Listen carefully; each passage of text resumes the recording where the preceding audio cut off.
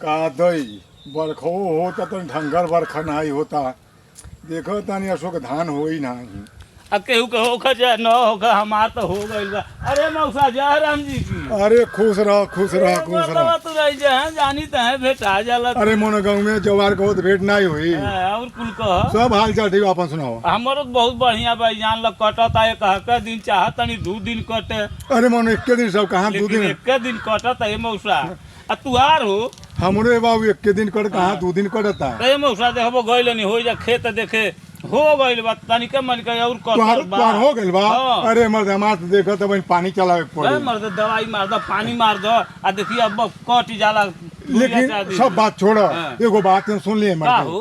कैसन कनिया खिरोचना घर में हल्ला होत रहे हो। तू नहीं जानत रो? नहीं मर्द। अरे मर्द फिर को अरे बहुत तेज हल्ला कहीं तो का बेर हां ओदे कहीं हम ते चिहू गनी का हो कोनो घटना नहीं हो गई। का भाई हाँ। फिर कोचना के घरवा में टीवी चलावत रहने को। टीवी और टेलीविजन अच्छा टेलीविजन जान लो वही में रामायण आवत रहे। कौन रामायण होत रहे हो। हई राम लक्ष्मण वाला। अच्छा राम लक्ष्मण वाला। रामायण नहीं जान लो मर्दे तू नहीं। ए मर्द हाँ। गंवार आदमी इतना हम पढ़ल लिखल नहीं अब हमें। जानी है जब हनुमान जी ने हाँ लंका जात रहन लंका जात रहे हनुमान जी उड़ के। उड़ के अच्छा आ तबले उस समुंदरवा में से एगो राक्षस निकलल।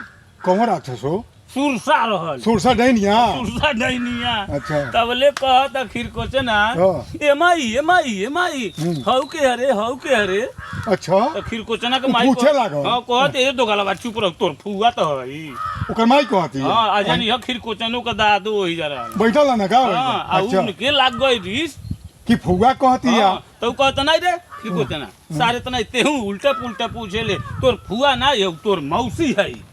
ऊ कहता ना। जानी है मौसा ओ। इतना बतिया पड़ता है। हाँ अब जानी है रामायण बंद। हाँ। अब मर्दे मेहरारू में महाभारत चालू धई हूँ की हूँ का धई हूँ पीटी पीटा शुरू हो पीटी गया। पीटा कल है ना बोले मौसा।